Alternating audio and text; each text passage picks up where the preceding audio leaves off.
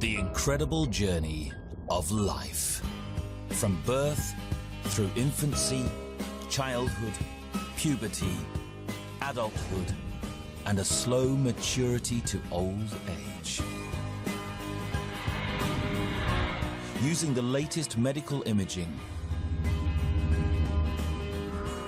state-of-the-art modeling, and 3D computer graphics, we embark on an extraordinary voyage through the body. This is not just the story of one life. It is the story of all our lives, told from a unique perspective, deep inside the living body.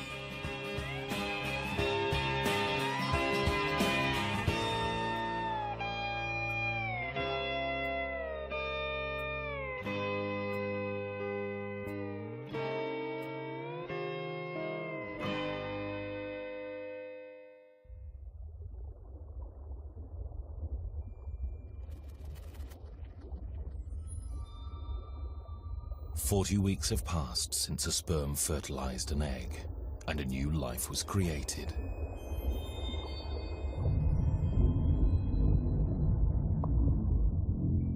A single cell has developed into a fully formed baby.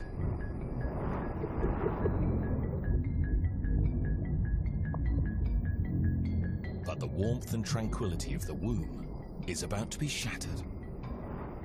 We are about to be born.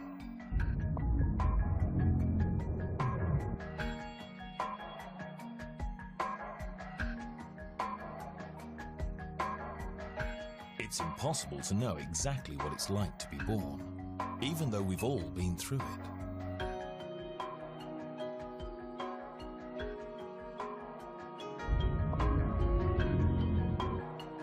It's certainly surprising. It's probably painful.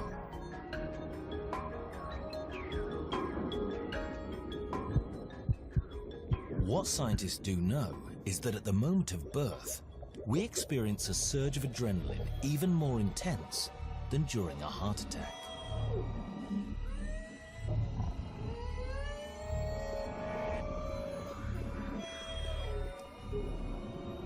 This surge of adrenaline helps us live.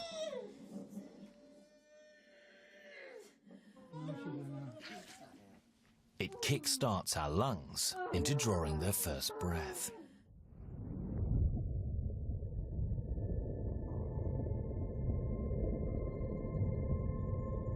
Our lungs have never breathed before. They are still filled with amniotic fluid. We're in danger of drowning.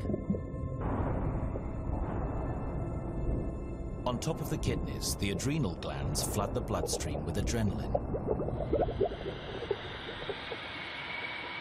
Muscles we need to breathe suddenly go into spasm.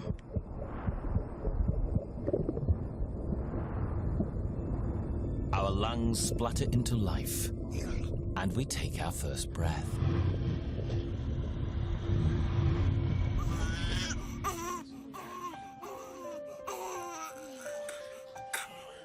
It's the most important breath of our life, the first of 700 million.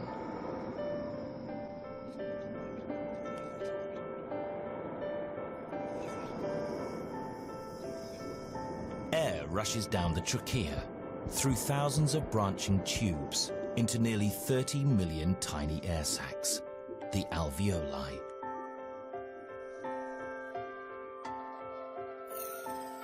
These absorb oxygen into our blood.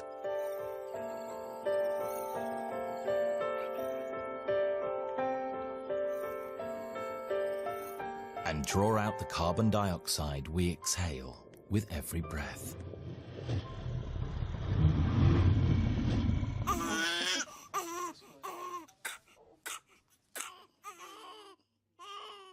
Now the umbilical cord, the physical link between mother and baby, is cut.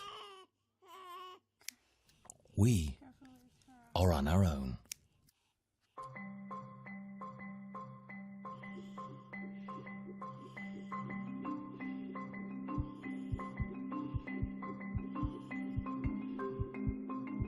A baby's organs must adapt to life outside the womb. It's a challenging and risky time.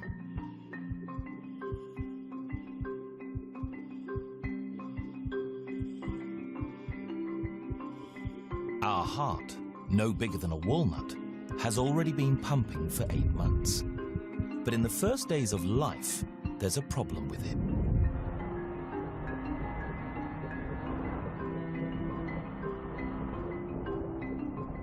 It has 2 holes, one in the aorta and one in the heart.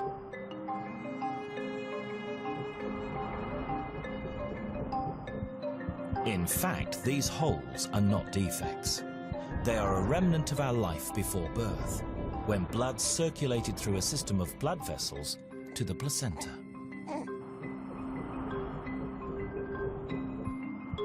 The holes used to divert most of the blood away from our inactive lungs. But now the lungs are fully functioning, they seal up forever.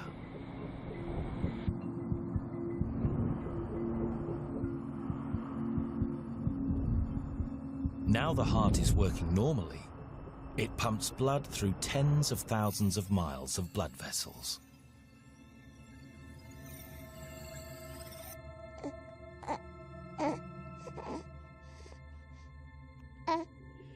Our other organs are also coming online too.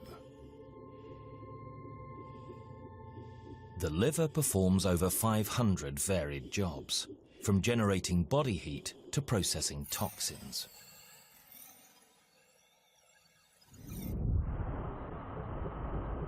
The kidney's function is to maintain the balance of water in the body.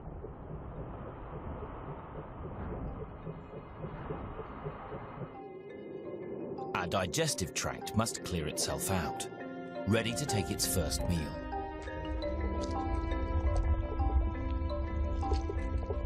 Our bowels are full of digested amniotic fluid and dead cells, a sticky green, black, tarry material called meconium.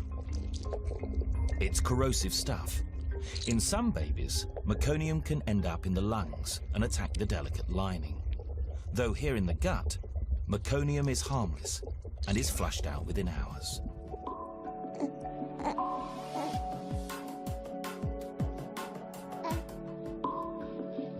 The first gulps of breast milk accelerate this process. The trauma of birth might now be over. But the business of adapting to life outside the womb has only just begun.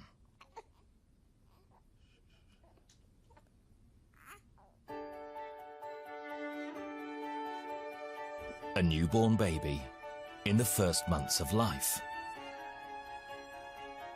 This is the time when we start to make sense of the world around us and begin to explore it.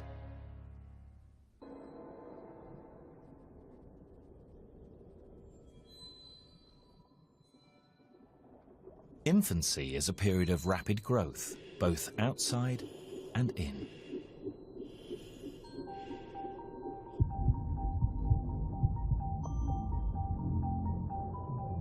The human body is a miracle of microscopic design. Tiny, perfectly formed organs, each made up of billions of perfectly functioning cells.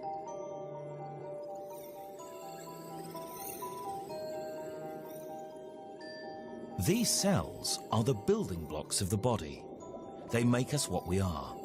100,000 billion cells, all working in perfect harmony.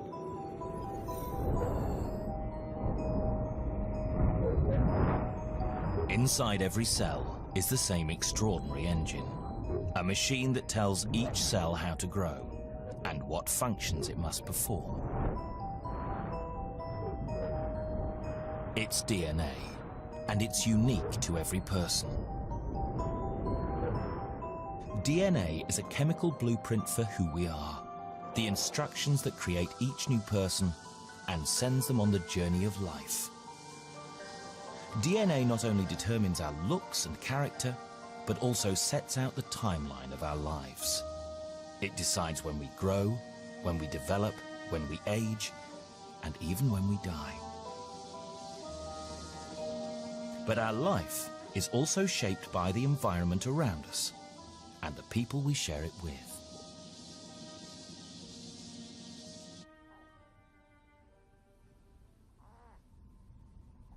Our life outside the womb is still a challenge. Even though our mothers keep us warm, we can't regulate our body temperature. It was 38 degrees in the womb. Here at home, 18-degree room temperature is a shock to the system. The problem is, the region of the brain we use for temperature control, the hypothalamus, is immature.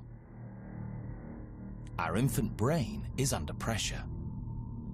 It is already making 100 trillion simultaneous calculations every second. Our hypothalamus just can't cope with the additional task of keeping us warm as well. Right now, we're in danger of hypothermia.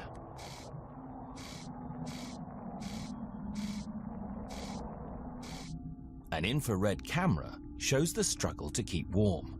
We are losing precious body heat. The yellow areas show where we lose the most.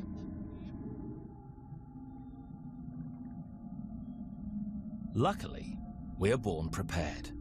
We have a special layer of tissue that keeps us warm. It's fat. Not just any old baby fat, but brown fat, normally found in hibernating animals.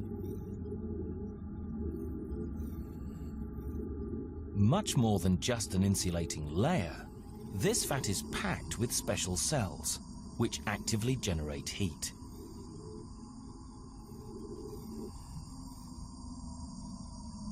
Eventually, most of this fat melts away as the hypothalamus matures and takes over the job of temperature control.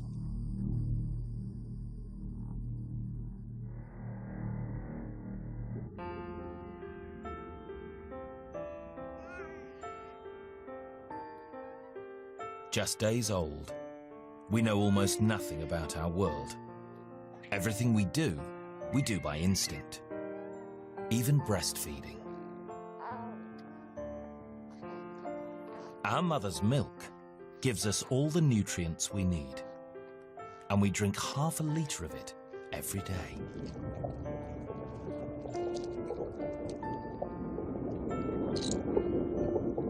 It's much more than the ultimate superfood. It also protects us from hidden danger.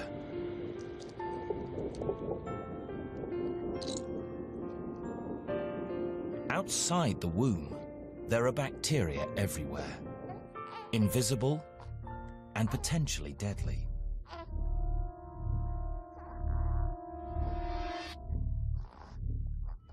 Our day-old skin is under constant attack. There are 10 times more bacteria than human cells in and on our body.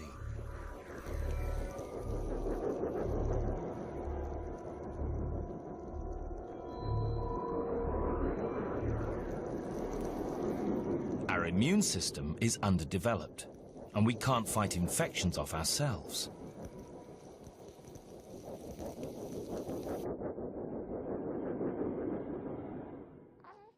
Amazingly, our mother fights them for us, through her milk.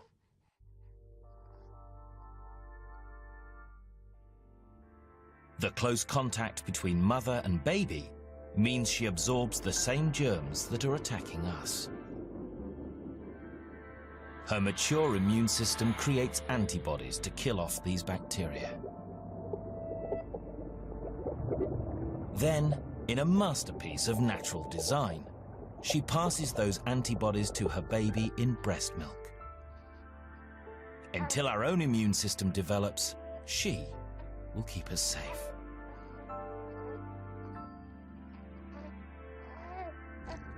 Breastfeeding builds a deep bond between mother and child, a bond that will guide us through infancy and into the outside world.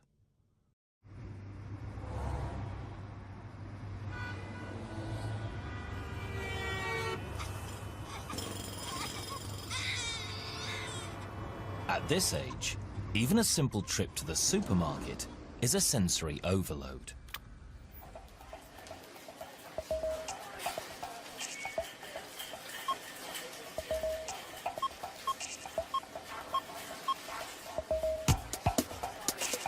It's noisy, bright, and smelly. High up inside the nose, the specialized olfactory nerves dangle in the stream of air we breathe. They detect chemicals and send an electrical signal to the brain. Our brain interprets the signals as smells. Our sense of smell is very sensitive. We quickly learn to recognize smells and can identify our mother with our nose.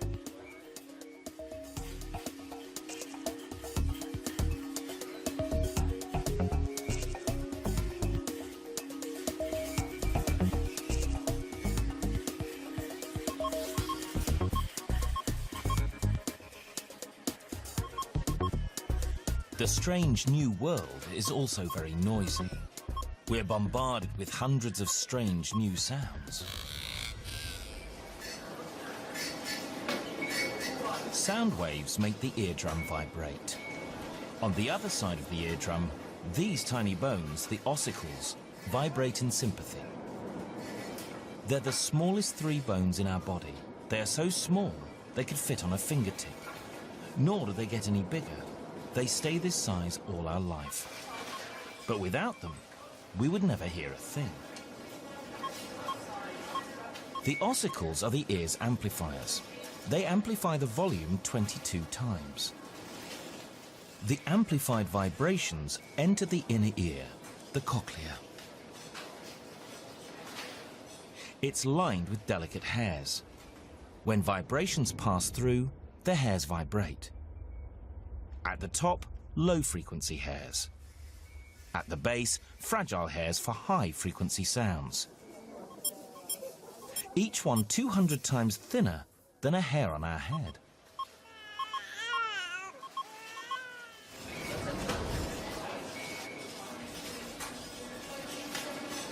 Over time, loud noises will damage these hairs. But at this age, they are perfect. Our hearing will never be this good again.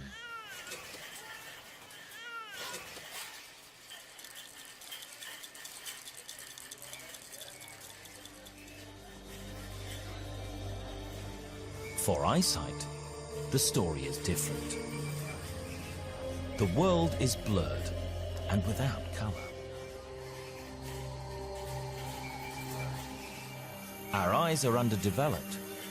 We can't point our eyes where we want to, and our immature lenses cannot focus.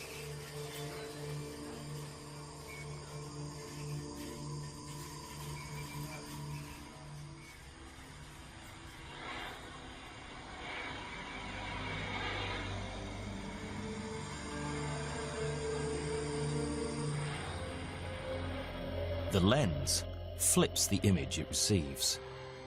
Our brains correct the image later.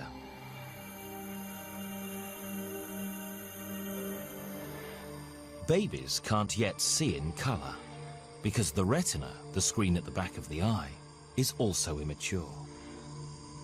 The retina has 2 types of special cells, rods and cones.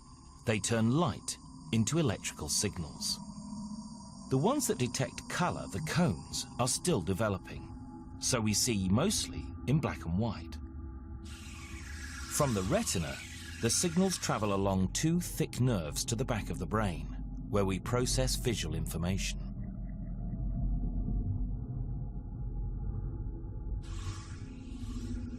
When the image arrives, the real challenge begins. Our immature brain hasn't yet learned to interpret the data.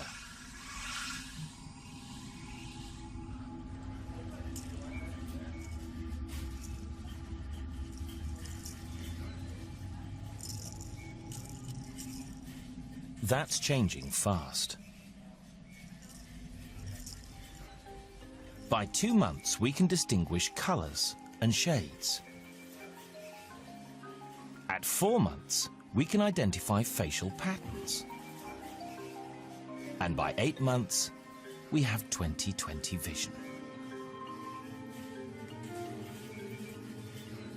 Baby's eyes undergo another amazing change. When we are born, our eyes are blue, but gradually cells of the iris begin making pigments. The iris changes into a startling pattern of colour, a pattern that is unique to each of us.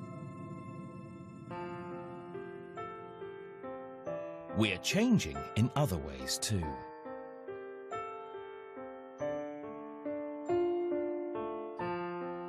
Over the first 3 months, we grow by 1/4 our original body weight every month.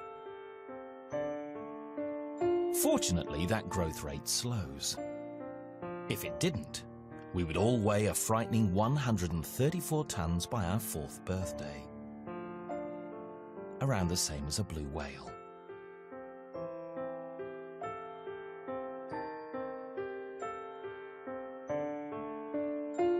At 8 months, all our senses are working properly.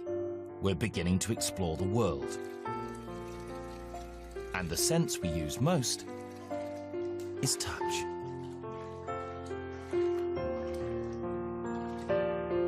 When we touch something, receptors in our fingertips send electrical impulses through sensory nerves in our skin, up our arms, along the spinal cord, and into the brain. The impulses travel fast, 320 kilometers per hour. Sometimes even this is too slow. The body reacts to painful sensations, like extreme heat, by taking a shortcut. The spinal cord intercepts pain messages and immediately sends back a reflex response, and we move our hand away.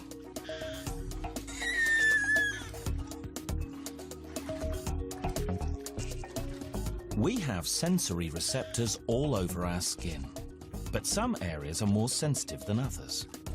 The hands, face, and mouth. There are 9,000 sensory receptors on the tongue alone. This is why babies use their mouths to explore their world.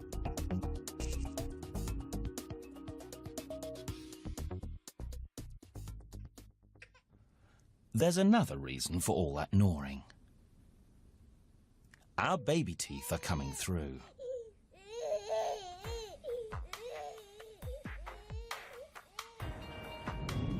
Milk teeth form deep in the gums while we're still in the womb. Now, one by one, they are bursting through. It's painful, but it's progress. At last, we can eat solid food.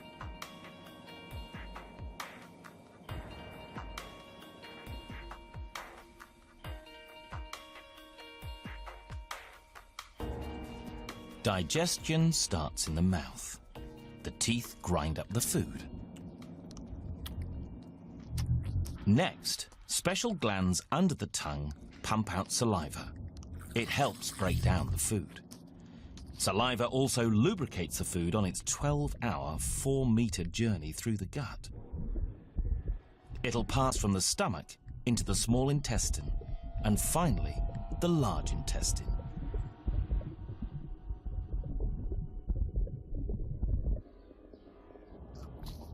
Waves of contracting muscle keep our food moving throughout the journey in a process called peristalsis.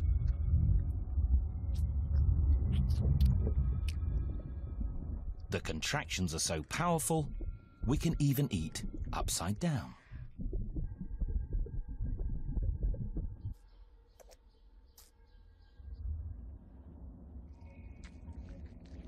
This is a unique view of where the food is heading. For the first time, a new camera shows a high-definition view of the journey to our stomach.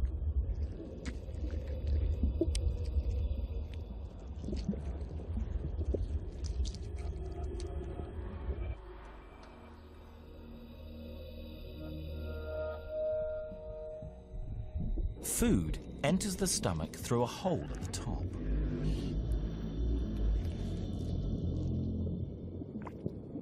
The stomach is a bag of muscle. It churns, squashes and squeezes the food into liquid. At the same time, acid breaks down the food.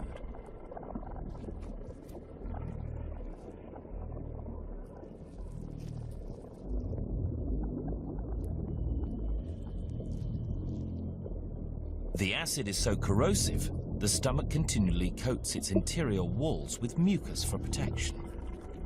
Without it, stomach ulcers would form.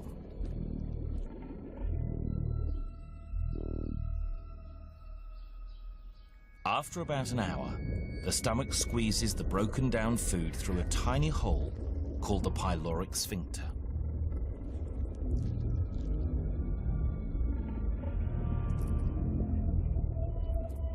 The food enters the small intestine, a 3.5 meter coil of tube. This is where we absorb most of the nutrients.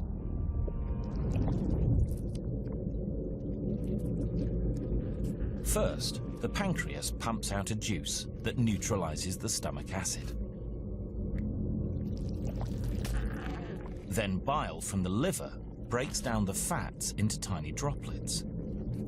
Smaller droplets are easier for the intestine to absorb. The interior wall of the small intestine is lined with millions of microscopic projections called villi. These increase the surface area of the gut, making it easier to absorb nutrients.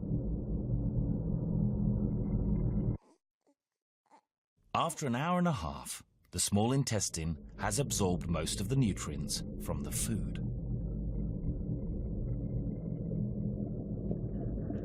What's left enters the large intestine through this, the ileocecal sphincter.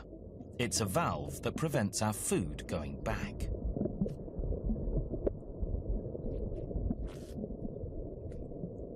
There are few nutrients left to absorb now. The large intestine's main job is to extract water. What remains is a mixture of waste food, dead cells, and lots of bacteria.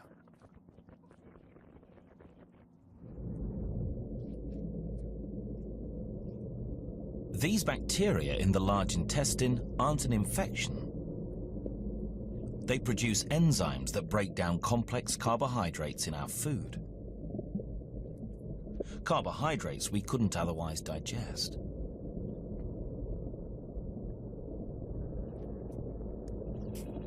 Finally, after about 12 hours, we expel what remains of the meal.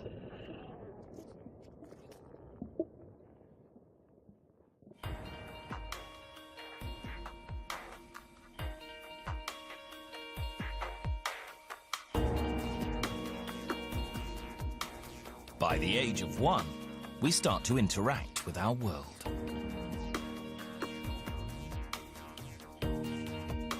We are more independent from our mother.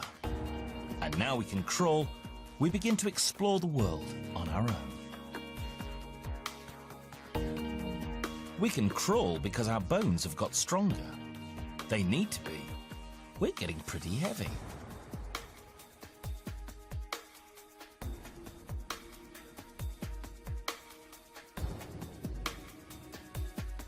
At birth, our skeleton is mostly cartilage, the same material our ears are made of.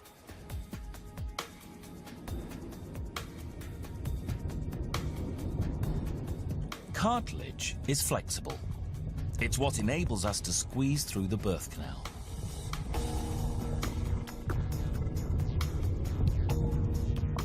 But after birth, our soft skeleton is a problem.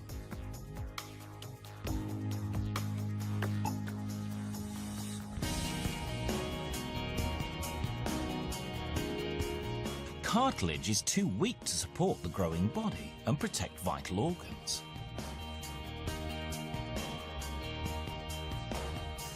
So, it gradually hardens into bone. Cells called osteoblasts lay down minerals that turn soft cartilage into hard bone.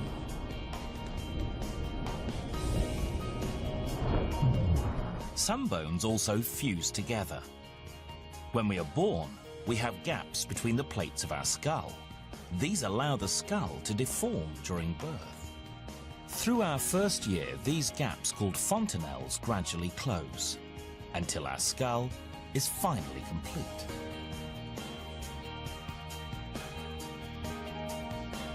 As our skeleton develops, so does our desire to get around. We're about to hit one of the major milestones in our life: learning to walk.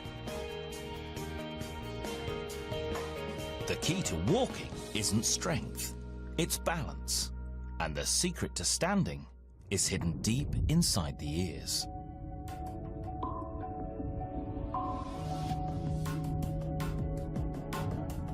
Beyond the ossicles, the bones used for hearing, there are 3 looping structures. Each loop is about the size of a small coin and orientated in 3 planes. These semicircular canals are part of the ear, but have nothing to do with hearing. They're filled with liquid, and they work like a spirit level. They tell us what's up and what's down.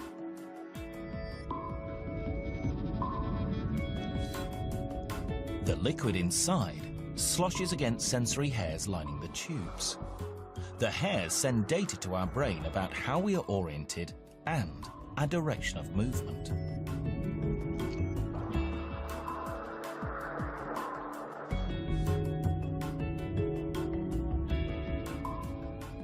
They help us balance and stand on 2 feet. And once we've mastered balance, we're one step closer to learning to walk.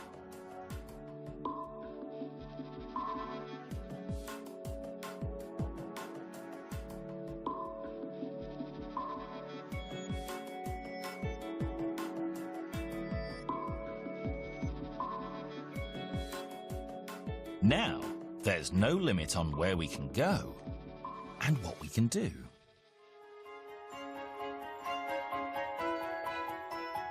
From a baby to a toddler, we're about to begin our formative years. A time when we will put our growing brain and developing immune system to the test. From infancy to childhood, we're still growing fast and learning to stand on our own 2 feet. Next is a uniquely human challenge: learning to talk.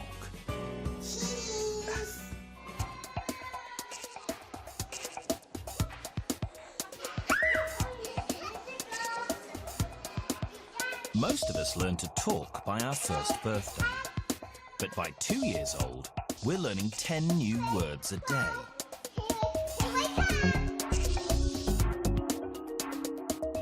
This is the Broca's area, the region at the side of the brain involved in processing language. With it, we can create sentences and communicate complex thoughts.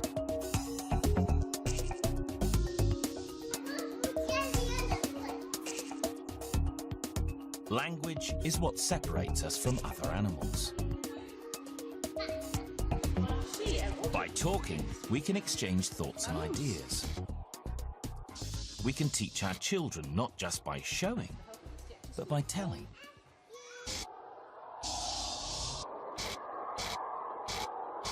As our brain develops, we gain other uniquely human qualities.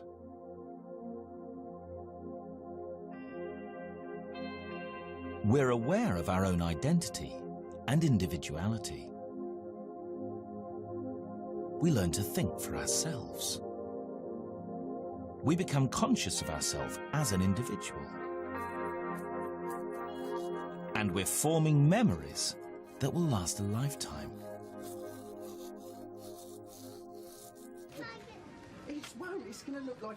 Human childhood is unique. Few other mammals spend such a huge portion of their lives preparing for adulthood. To do so would be a costly waste of time. By the equivalent age in their lifespan, most mammals, like dogs, would already be reproducing. Not so with us humans. The timeline set by our DNA clock puts a delay on our sexual development to give us enough time for one thing: learning. It takes well over a decade to learn the complex skills we need to become adults and eventually parents ourselves. Throughout childhood, we are primed to learn. Our brain is a mass of 100 billion nerve cells called neurons. Between them, they generate enough electricity to keep a light bulb burning for a day. The neurons communicate using electric impulses. Each impulse is a tiny fraction of a thought and memory. When we hear a new word, our ears convert the sound into electrical impulses in our brain. The brain can learn because the connections between the brain cells, the neurons, aren't permanent. The brain rewires itself. The neurons send out tendrils, constantly forming new connections. Where they meet is a synapse. Chemicals called neurotransmitters bridge the gap to allow the impulse to continue the chain. The new connections form a pattern, a new memory. We learn by making new connections between brain cells and then reinforcing them through repetition. The stronger the reinforcement, the more likely the memory will stick.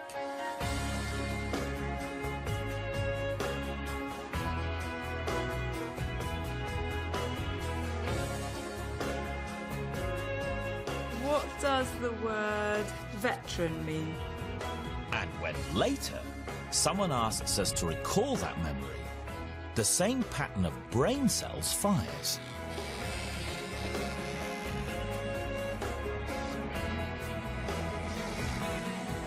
And we remember the answer. Miss.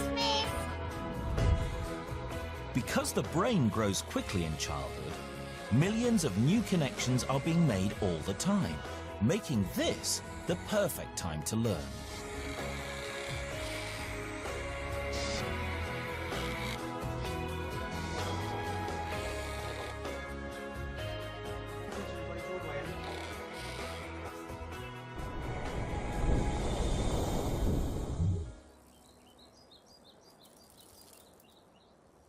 Learning takes many forms, not only in the classroom, but also in the world at large.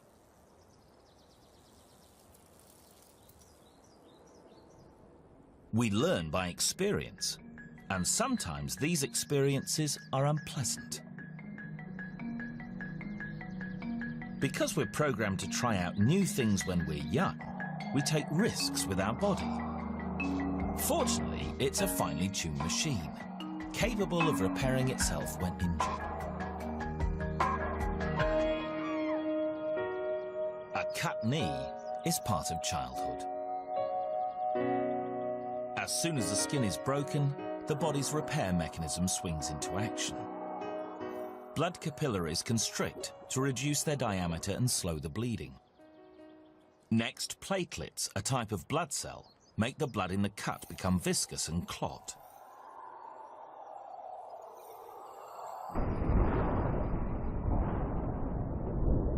Eventually, the clot forms a plug that stops blood leaking out.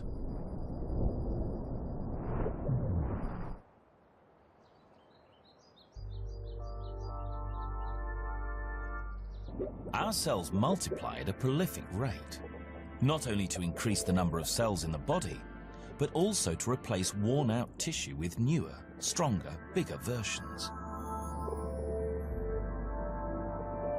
It's the same process of cell growth that heals wounds.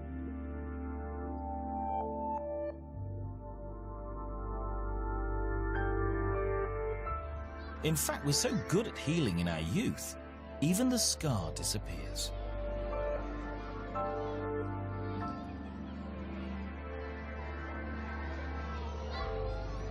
Childhood is also the time when our horizons expand.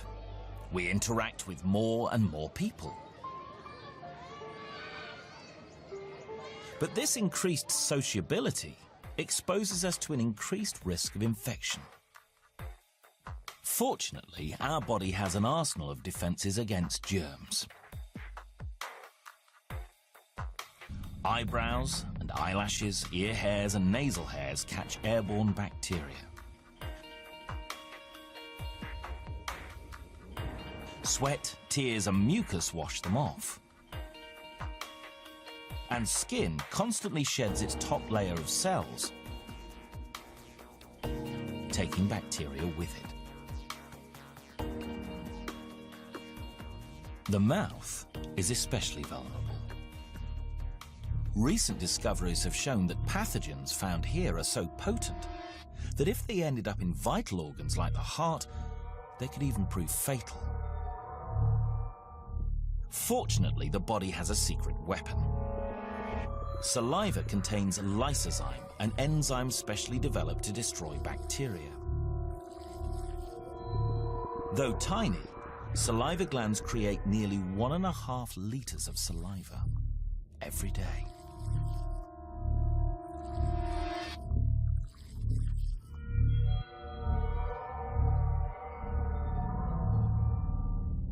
When a pathogen like chickenpox does break through these external defenses, our immune system must react to prevent serious infection. Thousands of tiny viruses travel through the blood.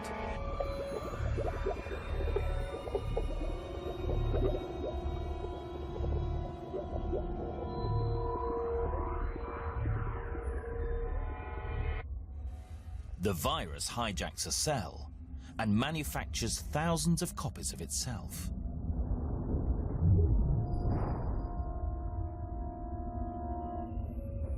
Then the infected cell ruptures, spreading yet more viruses around the body.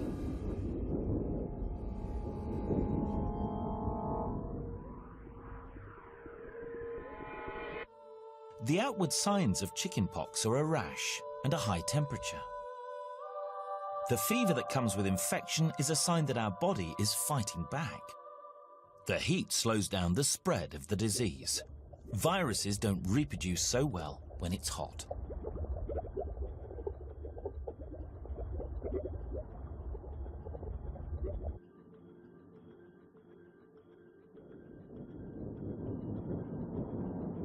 The immune system kicks into action. White blood cells latch onto the infected cells and pump in poisonous proteins. It kills the cell, but it kills the viruses too.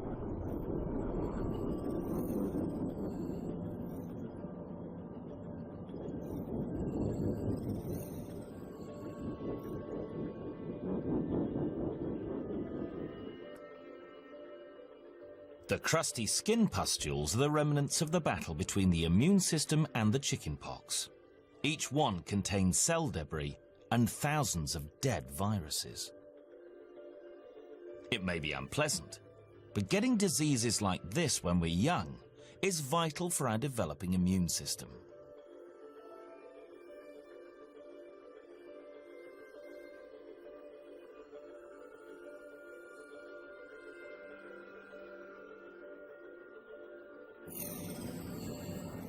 Our body creates memory molecules against the virus's antibodies.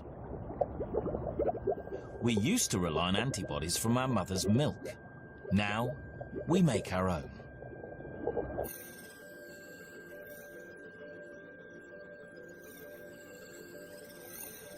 If we catch the same disease when we're older, the antibodies enable our body to recognize the virus instantly.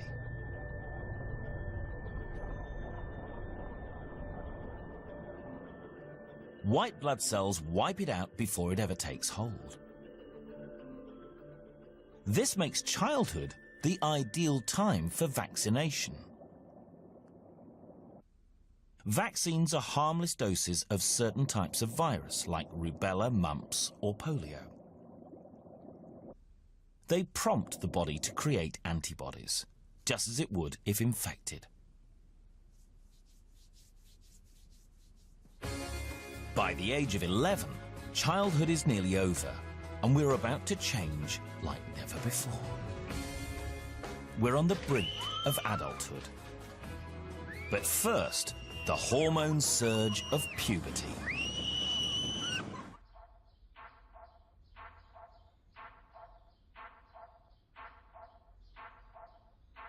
Puberty doesn't stick to a schedule. It begins at any time, depending on our DNA clock, our lifestyle, even our diet.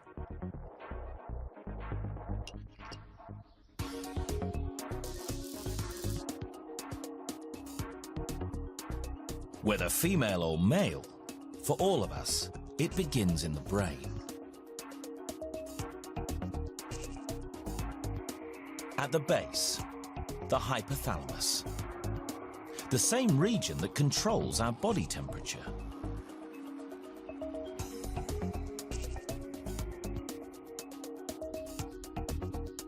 Puberty starts when the hypothalamus releases the protein kisspeptin into the brain.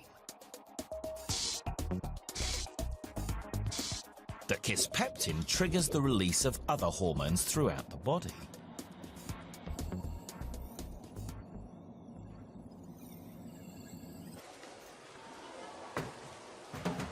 This stimulates the sex organs to mature.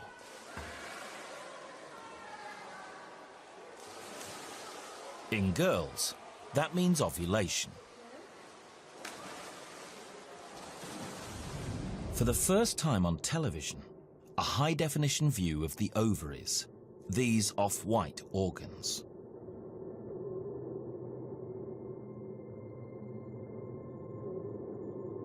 This unique footage from Gold Coast IVF Fertility Centre shows something incredible.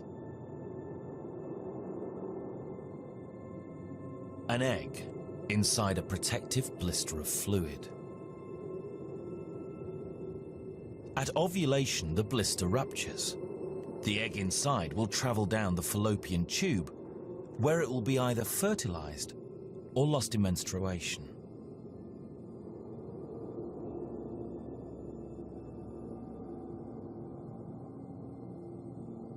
From the onset of puberty, ovulation occurs once a month, but the ovaries begin another equally important role. They start releasing hormones into the bloodstream, including estrogen.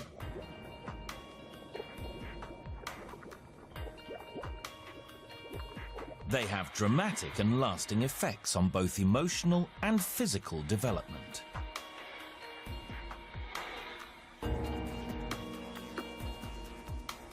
Both boys and girls experience a growth spurt.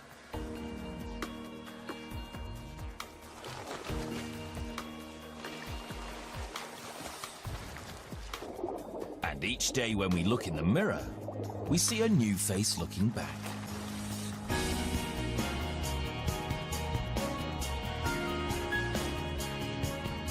And the entire body changes beyond recognition.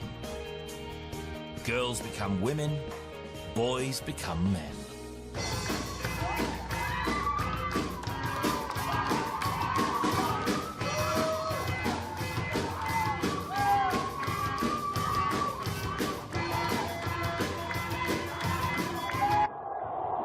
Male brains also release kisspeptin during puberty. Walking down the road, walking home with you. The flood of new hormones stimulates the testicles to start producing sperm.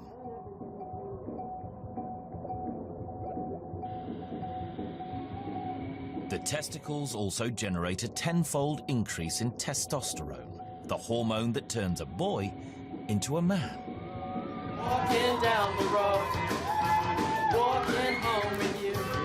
The larynx opens up and tilts forward. Done everything you do. The vocal cords stretch wider. There's something about you. The longer cords vibrate at a lower pitch. There's the voice deepens. Go.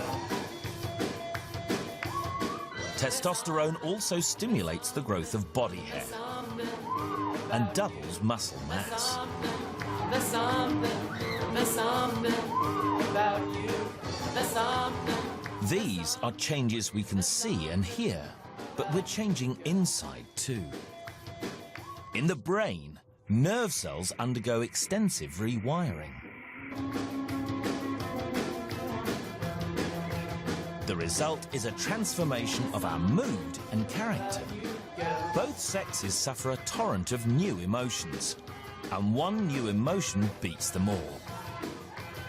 For the first time, both sexes find the other sex attractive. From the inside out, our bodies are overwhelmed by new sensations.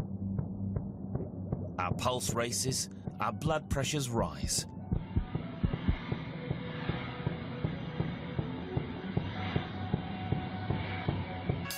Our lips gorge, our cheeks flush with blood. These are all signals that we desire someone.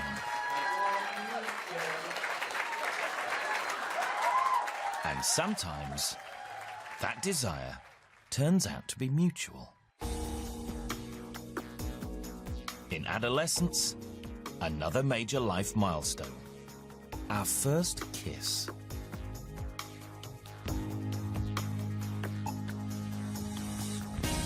In the first 2 decades of life, the human body accomplishes something close to miraculous.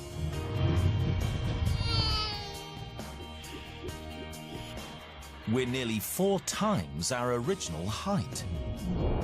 We're 21 times heavier. We've digested nearly 9 tons of food. Our heart has beaten over 1 billion times, and our lungs have drawn 200 million breaths. Finally, we're ready, in mind and body, to become an adult.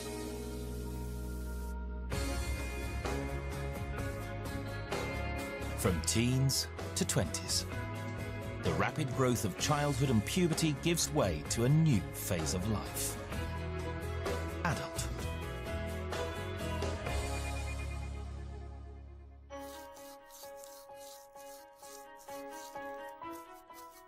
The 20s are our peak years both outside and in.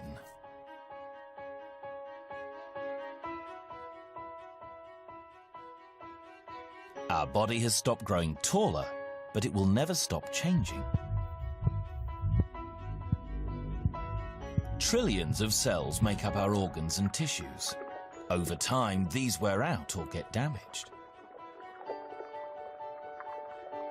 New cells grow and divide to replace the old ones.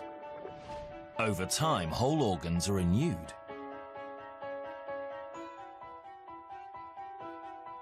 We get virtually a brand new body every 2 years.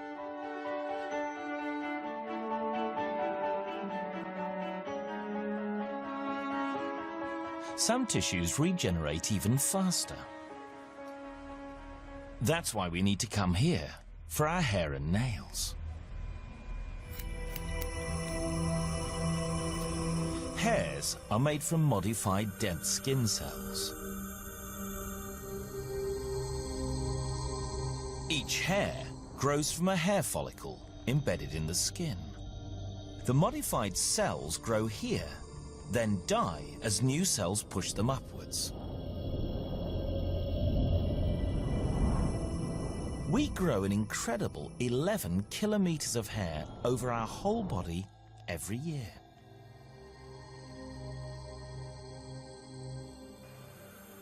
Our hair grows whether we want it to or not. However, other parts of our body are partially under our control.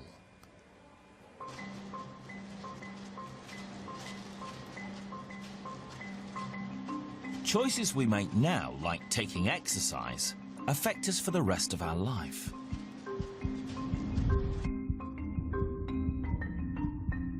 Exercise strengthens the heart. It's the body's hardest working muscle.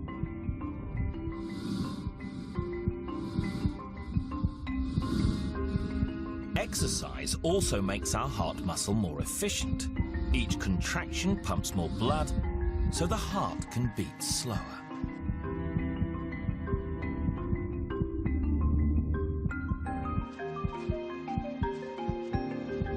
It's a similar story in the lungs. Exercise stimulates extra capillaries to grow, so we absorb more oxygen with each breath.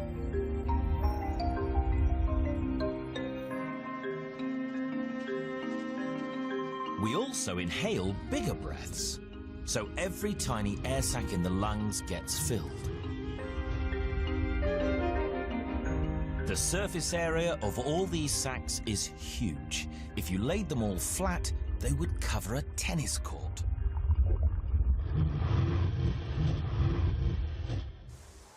Working out also strengthens our skeleton. Exertion puts pressure on the bones. That encourages the bone cells to renew bone fibers. Specialized cells called osteoclasts eat away at old or damaged bone. Other cells, osteoblasts, rebuild it with newer, stronger material. The result, dense, strong bone. At the same time, our muscles also build. This is a new imaging technique that combines the highest resolution CT scans with cutting-edge computer power.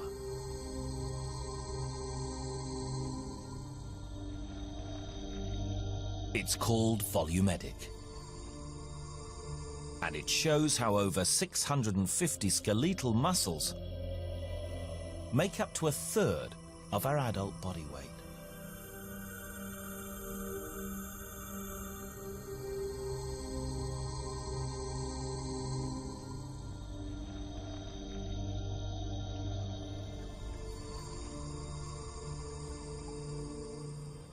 Muscles are made up from bundles of fibers. A good workout rips these fibers apart. When our cells repair the damage afterwards, they add extra material. The muscles grow back bigger and stronger through choices we made. Unfortunately, some choices are less beneficial.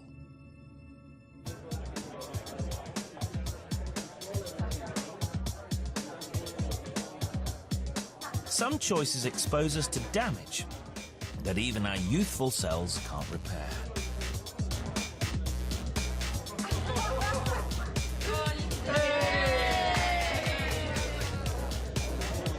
Parties are part of life in your 20s.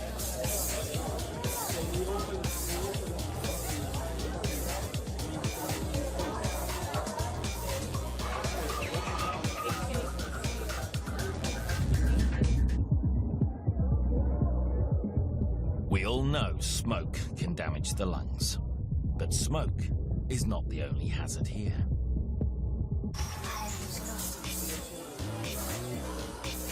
From the day we were born, our ears have been gradually damaged by loud noise.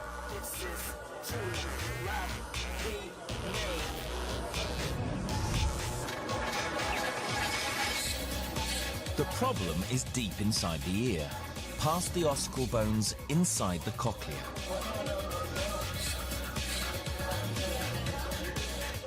These fine hairs, the stereocilia, turn sound into nerve impulses, but they are very fragile. Loud noise destroys these irreplaceable cells. The hairs that respond to high frequencies are most affected, possibly because loud, high-pitched sounds shake their foundations more violently.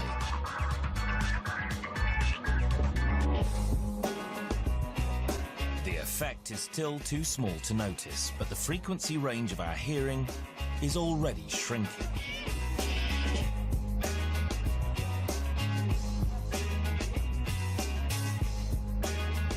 Another source of damage is alcohol.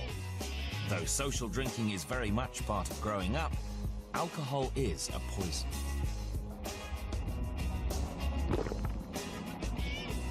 As we absorb it into our bloodstream, it affects both our organs and our state of mind.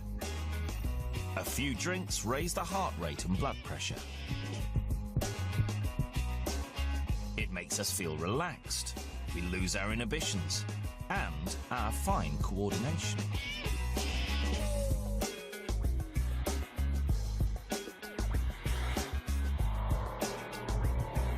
These sensations are the result of chemical reactions inside the brain, especially in this region, the cerebellum, the region responsible for coordination and balance.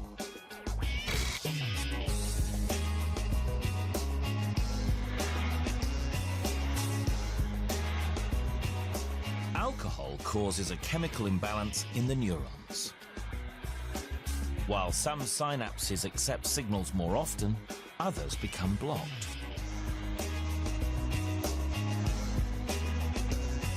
And the more we drink, the more the synapses are affected.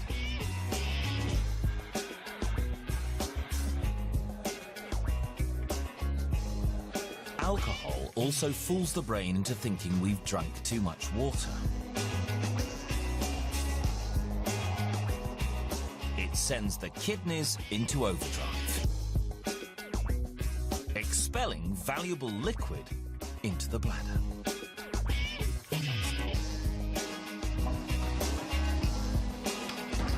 We might not feel dehydrated now, but next morning, it's a different story.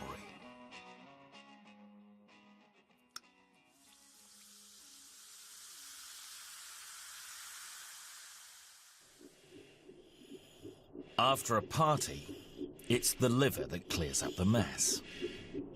The liver is the body's biochemical control center. It performs over 500 functions. One of them is to convert poisons into harmless chemicals. One of the poisons is alcohol. The process demands water, and the liver doesn't care where it takes it from. The brain is 75% water. When the liver demands water, it's the brain that suffers.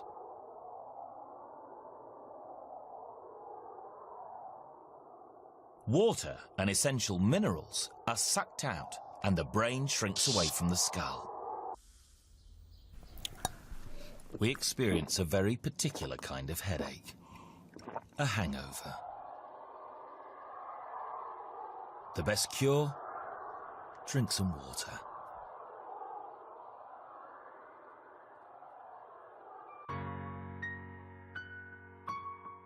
Time passes, and we get to know our limits. Now, new challenges are on the horizon. It's time to find love and have children of our own. Many of us meet our future partner at work.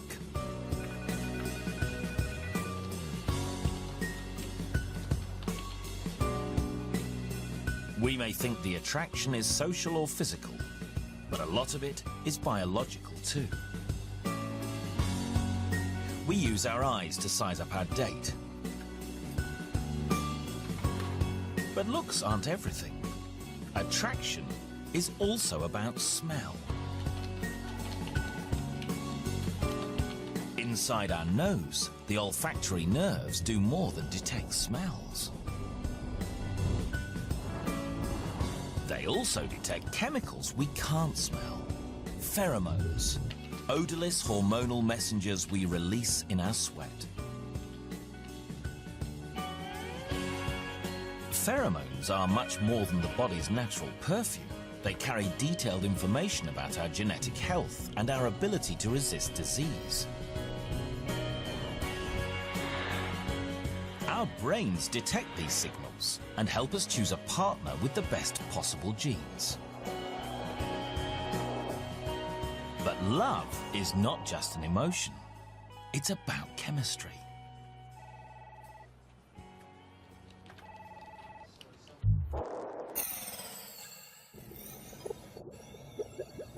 When we see our partner, we release adrenaline into the blood.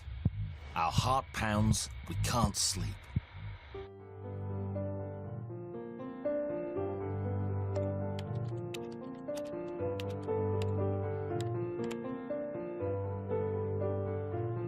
And then as we get closer and more involved with our lover, another hormone comes into play.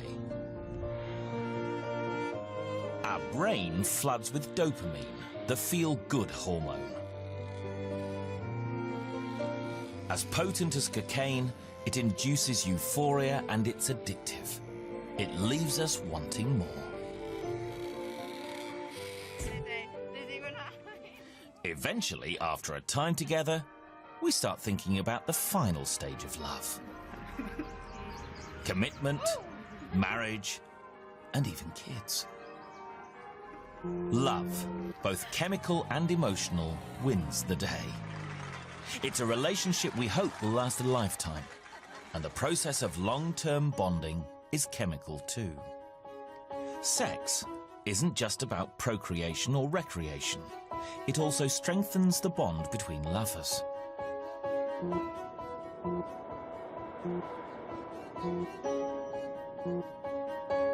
During orgasm, both partners' pituitary glands flood their bodies with oxytocin, the bonding hormone. It's the very same hormone that binds us to our mother as a newborn baby. The more sex we have, the more oxytocin we produce, the stronger the bond between us.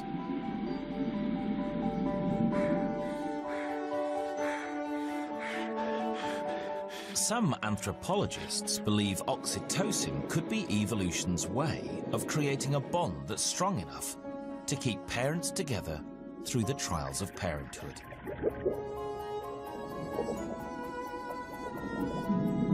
And the time for parenthood is now.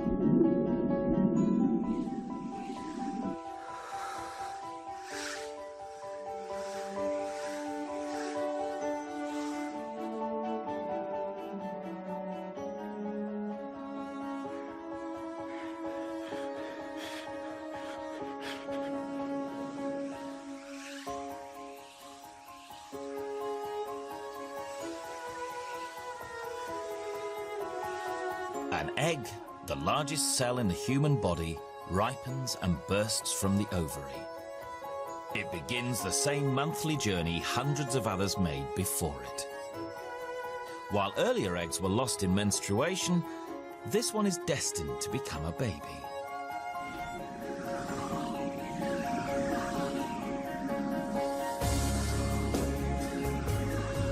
$300 million sperm, the smallest cells in the body, enter the vagina during ejaculation.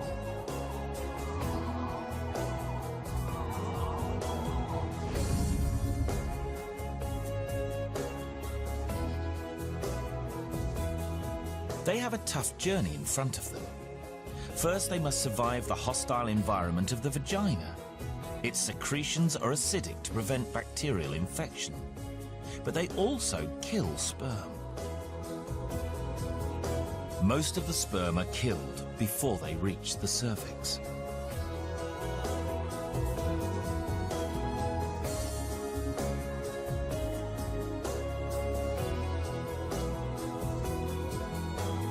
The surviving sperm swim on into the uterus and fallopian tube. Muscular contractions in the walls of the fallopian tube help the sperm towards the egg.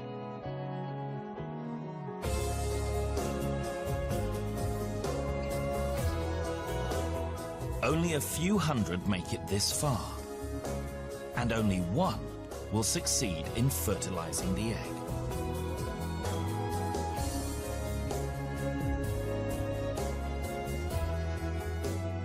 This truly is survival of the fittest. Only the most viable sperm with the best DNA will survive to pass on its genes.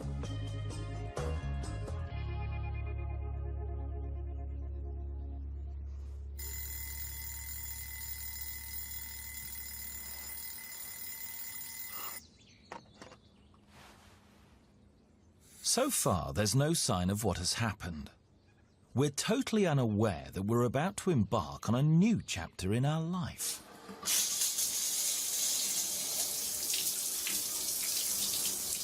Over the next 40 weeks, a single cell will develop into a baby. Often the first symptom is morning sickness.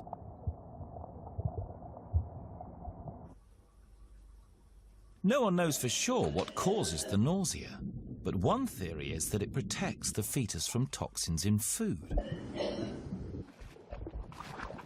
These could harm its tiny organs during this critical phase of development.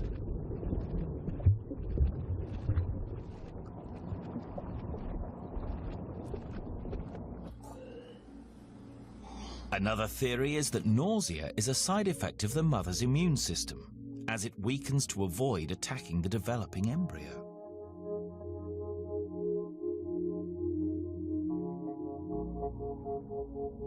The fetus is effectively a parasite. It saps the mother's energy as it draws what it needs from her body. It has its own life support system, the placenta.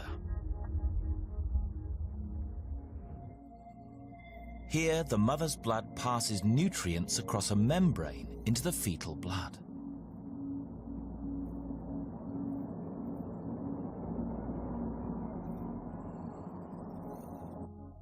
Thanks to this constant nourishment, the baby grows over 850 grams in 10 weeks. And the uterus expands up to 1,000 times its normal size just to hold it.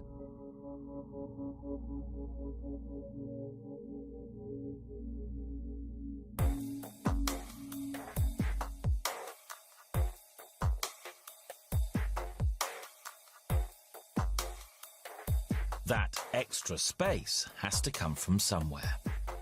The mother's body has to realign itself internally.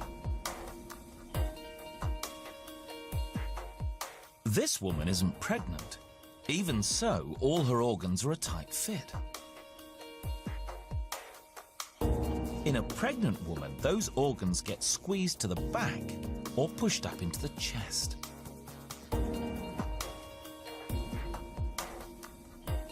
Not only are the organs squashed, but now they are working for two. The lungs and heart have to work harder than ever before. To make space, muscles and tendons in the spine relax.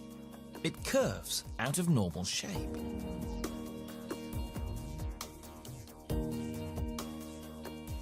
The stomach too is compressed and rotated through 45 degrees.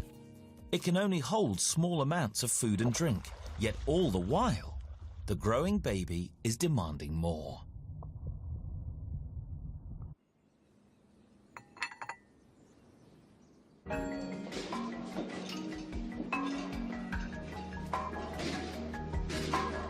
Finally, after 9 months, it's time to give birth. Pushing out a 3-kilogram baby is quite challenging. Softened tendons allow the pelvis to open up the birth canal, but even so, it's a tight fit to push the baby out.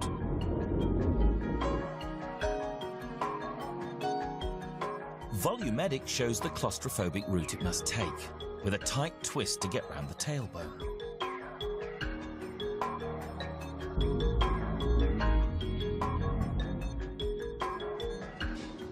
Sometimes it's too tight a squeeze for mother and baby. The only option for a safe delivery is a cesarean section.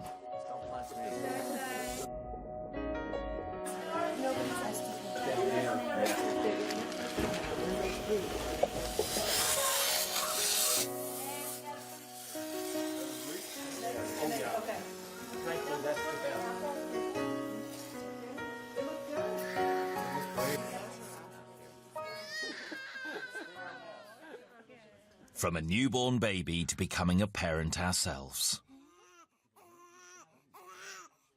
Raising kids puts a huge strain on us physically and emotionally. Life will never be the same again. Our 20s are behind us. Our body is about to enter a new period of change. as the aging process takes hold. The story of human life continues. From the peak years of early adulthood to the joy of becoming a parent. As our children grow older, so do we. Our body is about to face the next challenge. By this time of life, our body has already peaked.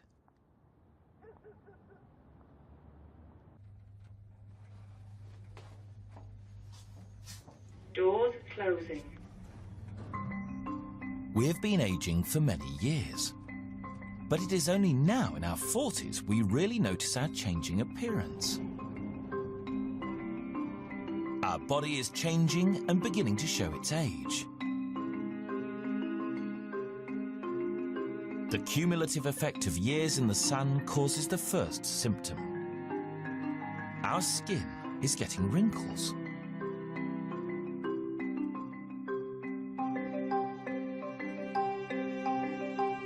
Since birth, we have been replacing our skin at an astonishing rate. We can make up to 40,000 new skin cells every minute. These replace the dead cells we're constantly shedding. By 45, we've created more than 180 kilograms of dust from old skin cells.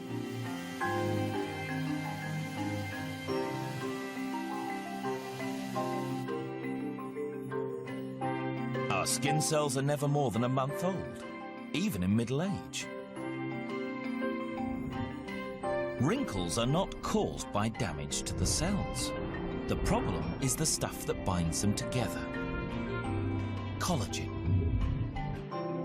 Ultraviolet radiation in sunlight triggers a molecular chain reaction which degrades the collagen.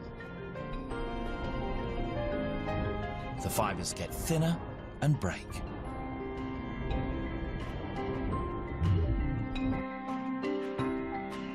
Our middle-aged skin loses its elasticity, becomes saggy and wrinkly.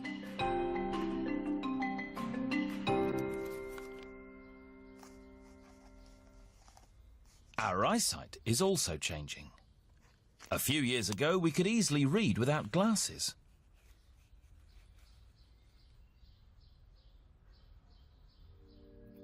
The problem is in the lens.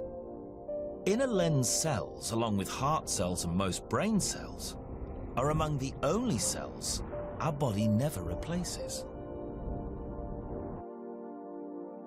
They're exactly the same lens cells we had as a baby. As we get older, the lenses gradually stiffen. They focus less well. Our eyes also start to dry out. We produce a film that lubricates the eye. Now, we're producing less of it, and fewer tears to flush out debris.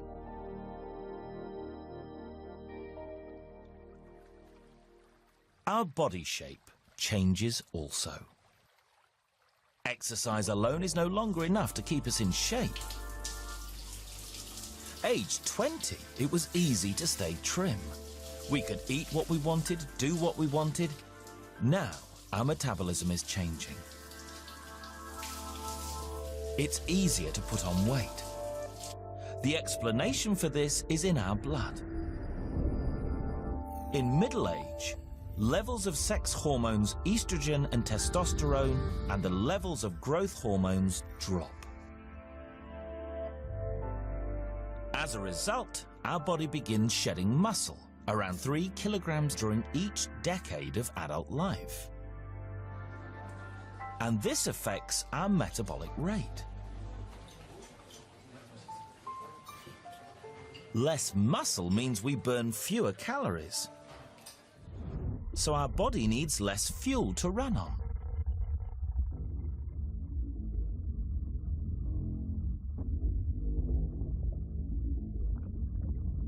If we continue to eat like we used to, the surplus food gets converted into this.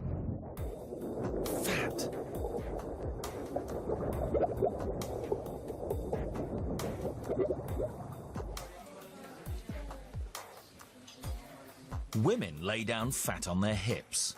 It's the body's way of providing a steady energy supply during pregnancy.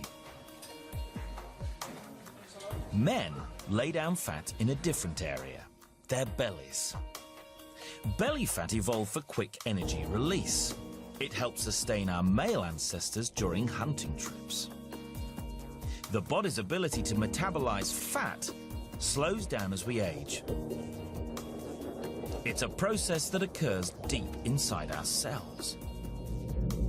Inside each cell in our body, there are tiny structures called mitochondria. They are our body's power plants. They combine nutrients from food with oxygen from the lungs to release energy. As we get older, the number of mitochondria dwindles, and with them, the ability to metabolize fat so efficiently.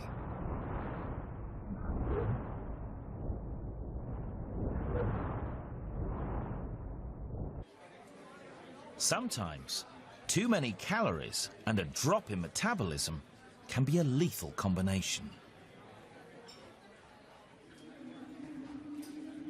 Excess fat is much more than an extra inch on our waistline. It fills almost every cavity in our body.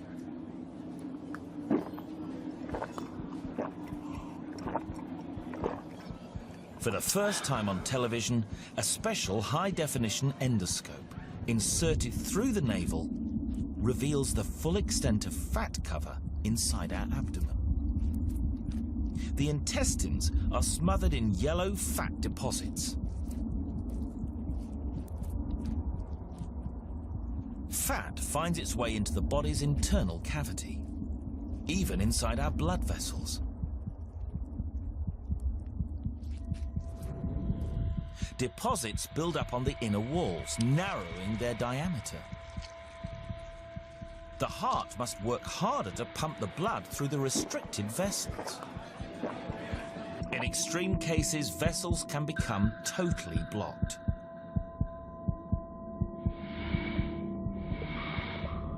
And if fat blocks the arteries that supply the heart, the results can be fatal.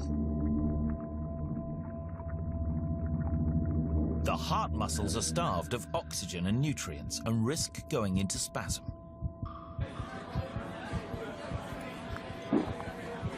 A heart attack.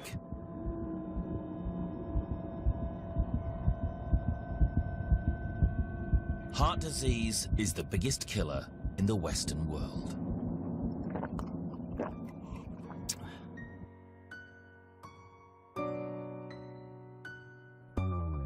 As we enter our 50s, our body's metabolism may be slowing down, but our lifestyle isn't.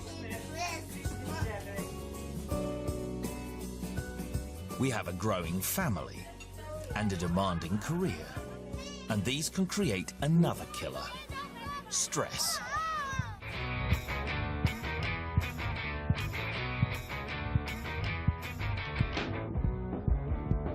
We all recognize the outward signs of stress.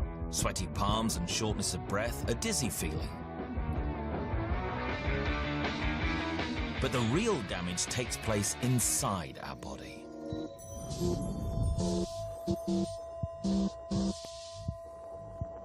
When we're stressed, the body instinctively shifts into the fight or flight mode. Hormones, adrenaline and cortisol flood from the adrenal gland into the bloodstream. This makes muscles contract, arteries constrict, and heart pump faster, increasing blood pressure.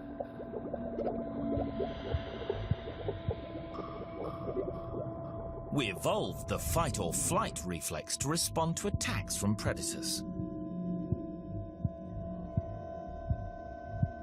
But we can't escape our predator, the relentless pressure of being a working parent, and our body has no release. It's the constant triggering of fight or flight that can be damaging to our body. Stress may cause irreparable harm to our cardiovascular network, speeding up the aging process in the blood vessels.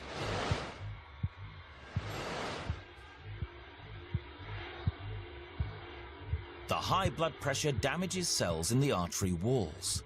They become stiff and thick.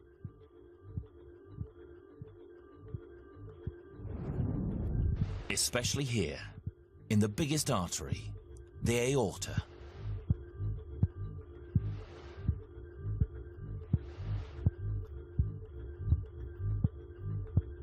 Arteries with stiff walls restrict blood flow around the body. Our blood pressure rises, so our heart must work harder. It's a vicious circle. The more stress we experience, the more we damage our blood vessels. And the more damaged our blood vessels, the less able we are to deal with the effects of stress.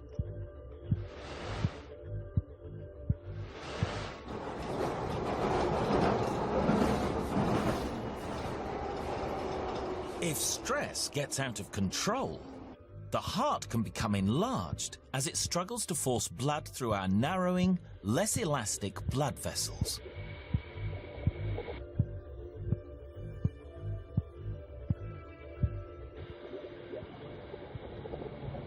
High blood pressure can also rupture blood vessels in the brain, causing stroke.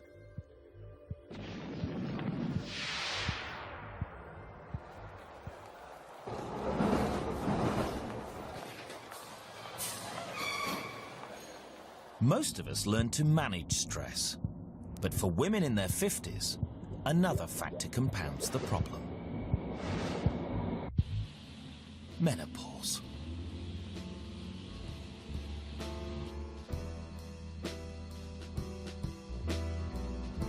During menopause, the ovaries run out of eggs. They also stop producing the sex hormones, estrogen and progesterone. It signals the end of a woman's reproductive life. As the supply of hormones winds down, it upsets the balance in the regions of the brain responsible for mood, sleep, and temperature control.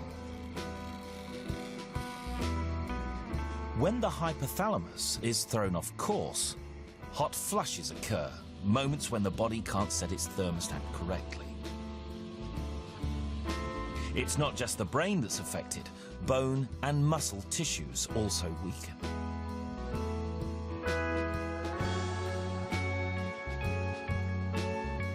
A woman's body spends its whole life getting accustomed to these hormones. Now they're gone, and the aging process accelerates.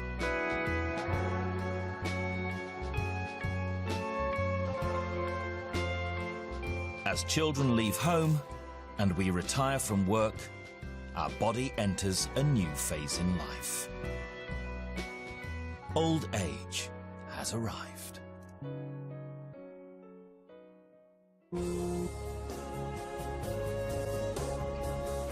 In 70 years, we have grown from a tiny baby to an adult.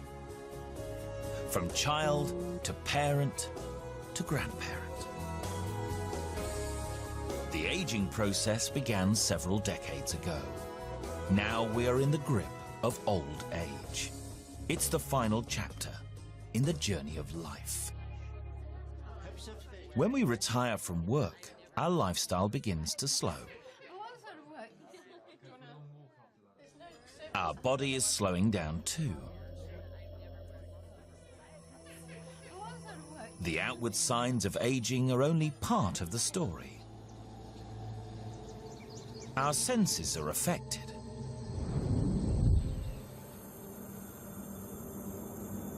We have been losing the sensory hairs we used to hear from our cochlea since birth. Now most of the higher frequency hairs are gone. We're even losing hairs in the lower frequencies. The lubricating pads are stiffening between the ossicles attached to the eardrum. They're slowly seizing up. These days we struggle to hear. Our sight continues to worsen. The lenses in our eyes become stiffer and even change color. From clear blue to a frosty yellow-brown. The result of a lifetime's exposure to ultraviolet light. Most of us are never aware of this change. Our brain just works harder to compensate for it.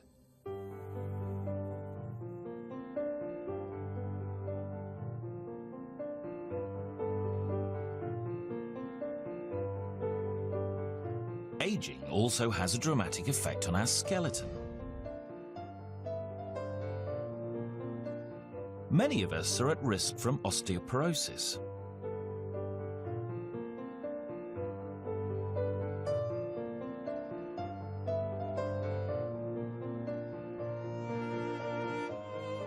Bone cells are still hard at work, destroying old bone and replacing it with new bone.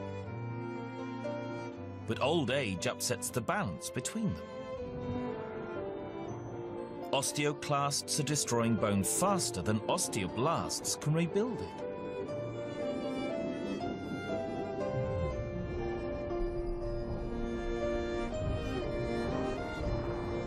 What remains is a hollowed-out cluster of brittle bone fibers. Our bones slowly crumble.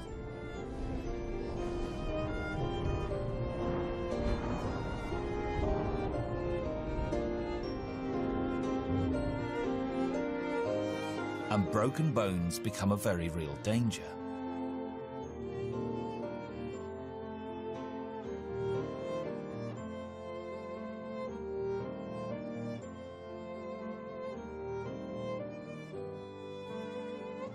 It happens in both sexes, but the hormonal changes of menopause accelerate bone loss faster in women.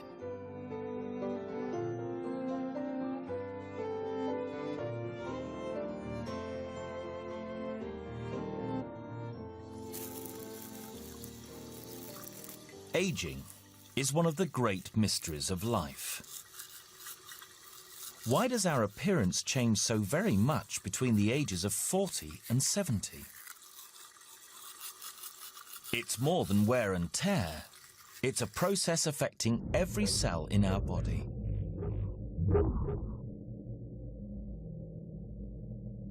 Every day, cells clone themselves in their billions. The DNA inside is also copied. As old cells die off, the new ones take their place.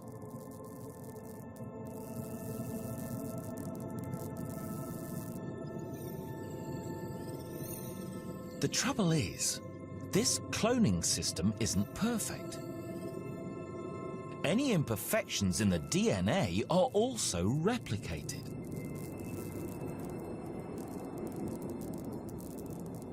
In a lifetime, we make so many copies of our cells that even the tiniest errors accumulate with time. It's just like using a photocopier. Copies made from copies degrade in quality.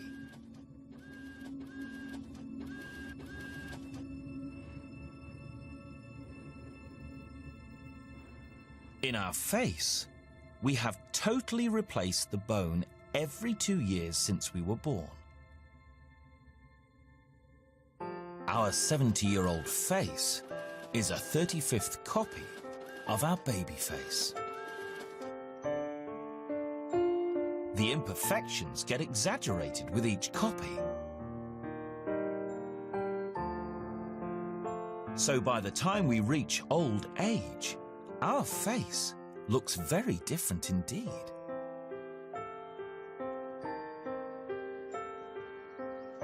Another cause of aging is in the very air that we breathe.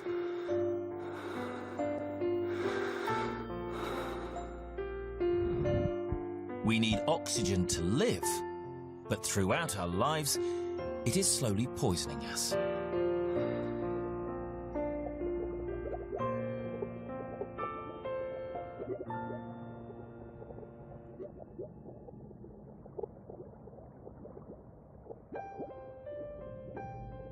Inside each of our cells, our mitochondria are like tiny power plants, combining nutrients with oxygen. They create the energy we need, But just like a power plant, they also produce pollution. In this case, the pollutant is a form of oxygen itself. The oxygen molecules change into unstable forms called free radicals.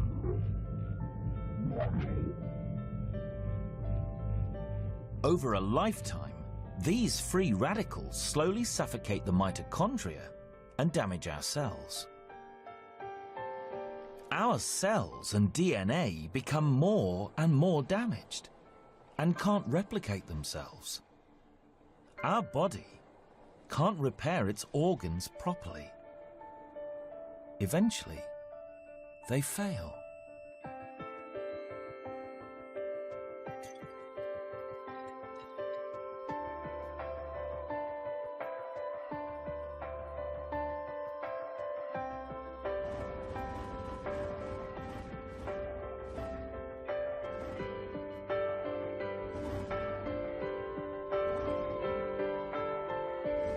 Death, like life, is an amazing biological process, engineered into the cells of the body.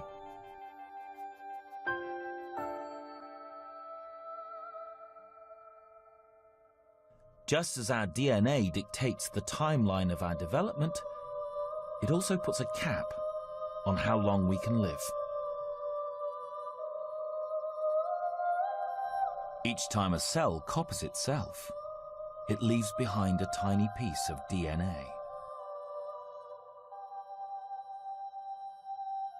After billions of divisions, so much DNA is lost, the cells eventually lose the ability to divide altogether. Death is not instantaneous. It is a gradual winding down of tissues and organs. It's thought that the heart's final pump flushes the bloodstream with endorphins, the body's natural painkillers.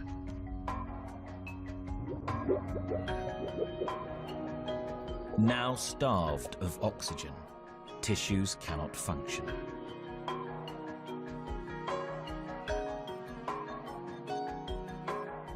Within 10 seconds, our brain's electrical activity drops.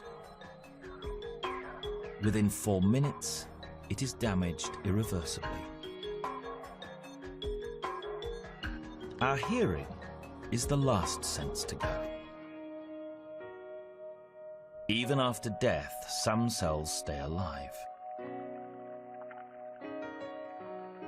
It can take 24 hours for skin cells to stop dividing, and an amazing 37 hours before our last brain cell fires its final impulse.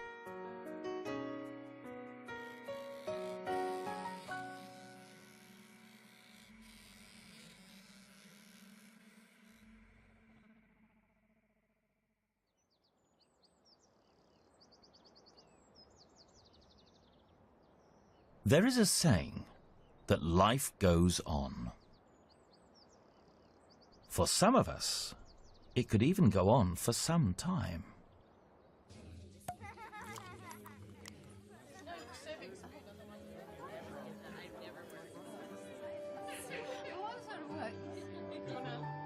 Current trends suggest that children born in the West today can expect to live into their 80s and beyond.